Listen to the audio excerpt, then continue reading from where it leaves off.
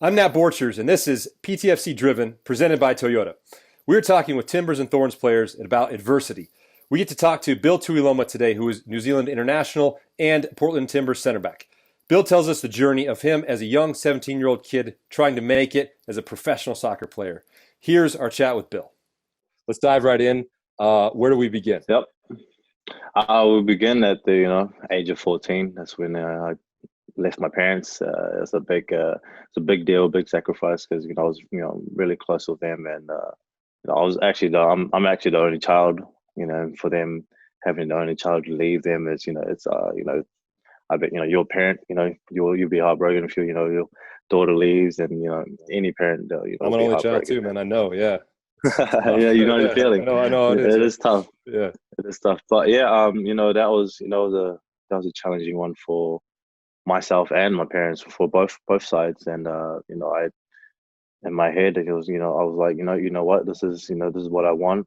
I've got to go get it. There's so many players who want to be in a pro environment. I've got to compete against these players. And I went down Christchurch and into a Asia Pacific Football Academy. I was with them for a couple of years, and then at the end of the year we'll do like a big a tour around England. So we'll go to England and play these teams. Played Everton, Chelsea, and we'll play all these other amateur clubs, and we'll come back. And it really kicked in. So I think I was like around 17, around 17. That's where it really kicked in, like the hard yards. I was traveling with my manager, Walter Schultz, and there was another guy. I can't remember his name top of my head, but we were traveling to Europe.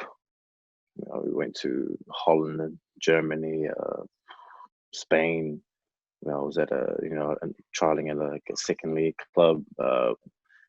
Went to England.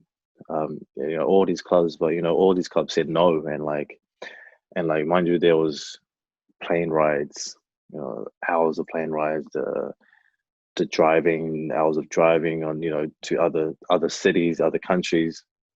And you were 17 at this time, right? So I was 17. You had been I was away 17 from this home, time. Yeah, for 3 years already, right? for 3 years already. Yeah, You've been away from your parents for that long, and now you're yeah. on this trial trying to get On this trial, trying to get Yeah.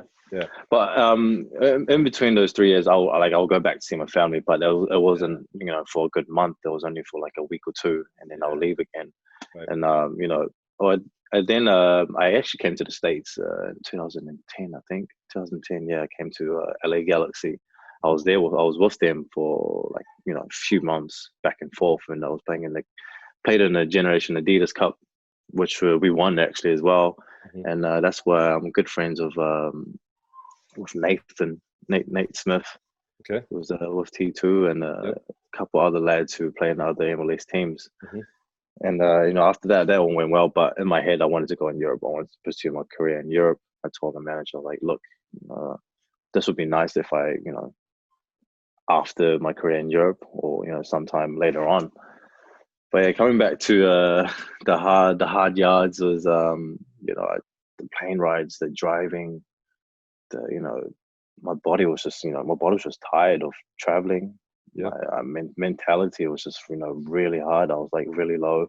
How many teams had you tried out for? I tried out for about, I think, like 4 teams. Okay. So 1 team in each different country, like QPR. There was a team in Holland. Okay. Germany and Spain. And how were you here? And then you went to the US as well with Galaxy. And then I went to went to the US first, and then all the European clubs started.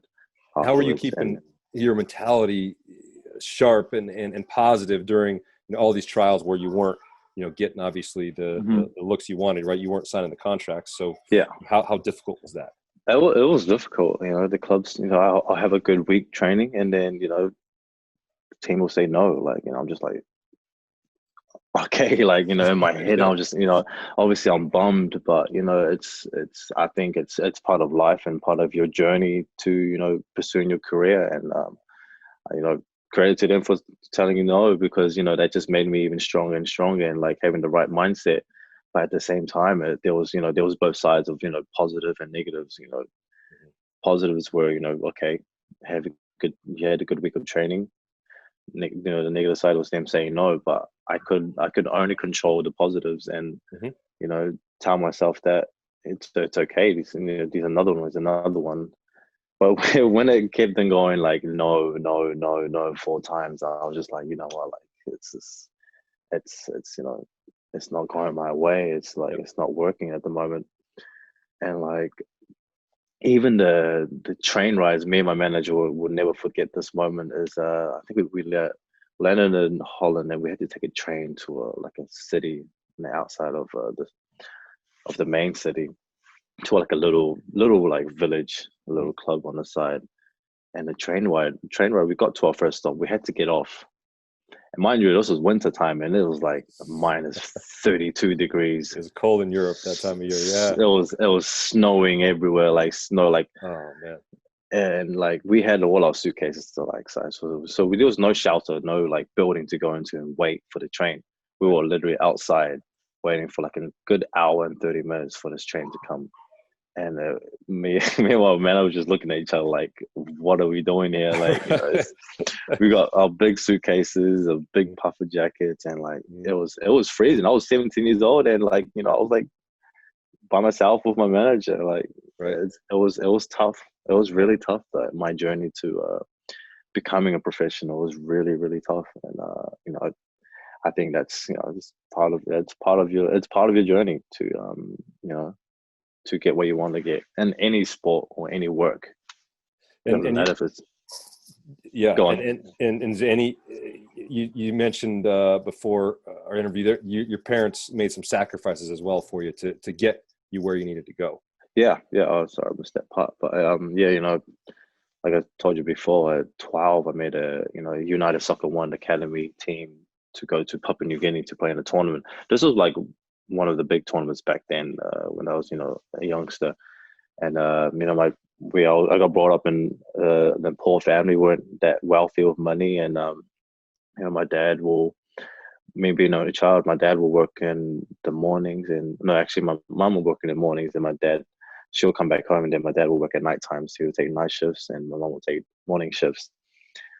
And yeah, like we didn't have the money. We had to pay our own, like our parents had to pay our own tickets to get to Papua New Guinea with the team, and my dad sold his boat. Wow, Dad sold really? his he sold his boat for to get a plane ticket. I didn't even Yeah, know that as well, like until I walked outside and the boat was gone. So he literally sold his boat, right. get a plane ticket for me to Yeah, get on the plane with the team to get to Papua New Guinea and play there.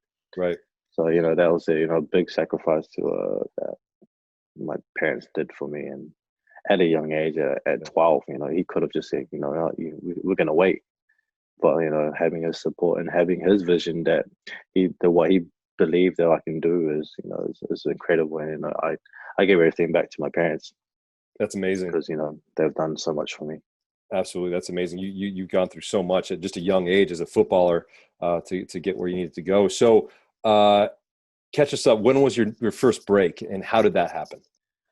First break. So my last trial was in QPR, and Okay. I did like again I did so well, like good week of training. And then, all of a sudden they came back. They couldn't sign me because of paperwork. I didn't have any permanent residence in the UK. Didn't have any family members who lived there.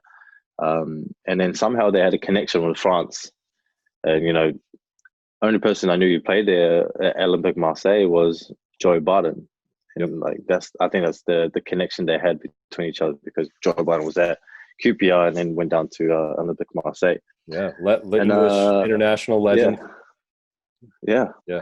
And uh yeah, so they, at that time I was like, I don't know, like my manager said, you've got one more trial in France, Olympique Marseille, and then if that goes well, we can move forward. If it doesn't, we'll go home and start again. And like, at that time, I was exhausted, like Yeah. I was done. All the plane rides, the driving, the train rides. I was just mentally I was gone. Like Right. I was gone. Yep. And Body you're was only body was 17, right? Yeah. yeah. So Body was aching, missing the family. And you know, we talk to each other and say like, look, we'll sleep over this tomorrow, make our decision tomorrow. The next morning, you know, my manager was like, look, we'll do this trial. If it goes well, great, good job, we move forward. If it doesn't, we'll go home and we'll start from square one. And I was just like in my head, like one half was like, I just want to go home, you know, I just Yeah. want to see the parents. The other half was like, you know what, just do this last one. So Right. I picked the one, you know, okay, I'm gonna do this last trial. Go to France, go to Olympique Marseille. Tried there for a week. Good, like it's good training sessions, and had a game, good game. Came back after that week. I came back to New Zealand because I was preparing for the U20 World Cup in Turkey. Yep. Uh, and I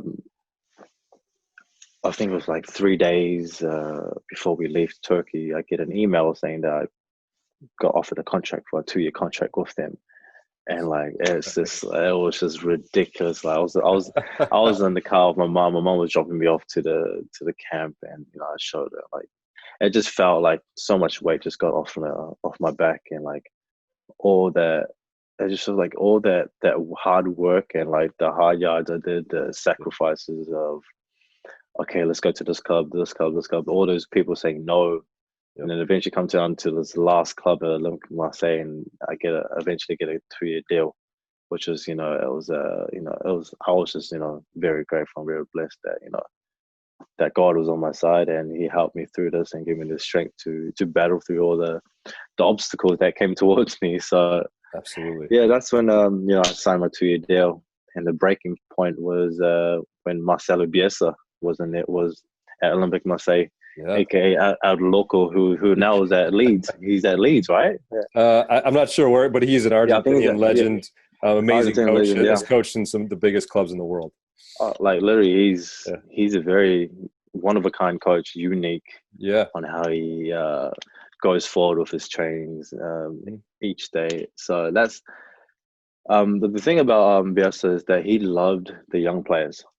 Right. He loved the young Yep. players like so much. Like when at his time at Olympique Marseille, I think he made like I think like 6 debuts for the young players, including me.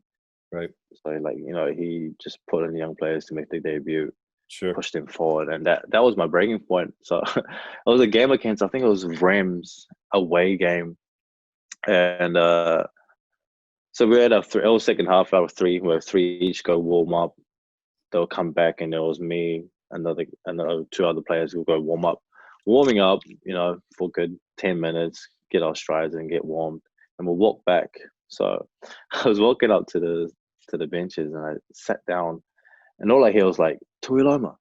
So I turned around and was like, did someone call my name? I was looking around at the fans because I thought it was like it was really close. Hmm. Turned around, I hear it again, Tuiloma, and I turned around again. It was the coach. It was Bielsa calling my name to tell me to get ready. So I was like, in my head, I was Like like, oh what? shoot. I was like, what? He's just literally getting me to get ready to get in. Uh-huh. And I was like, in my head, I was just excited. I was like, no way, this is happening. It's you know, this is my time, you know, to prove myself. It was only for 5 minutes, but still, you know, anything can Take happen it. in 5 minutes. Yeah. Absolutely. And that was my breaking point. Like I Yeah. was like on the sideline. He was right next to me to tell me what to do. I was like, okay, I got it.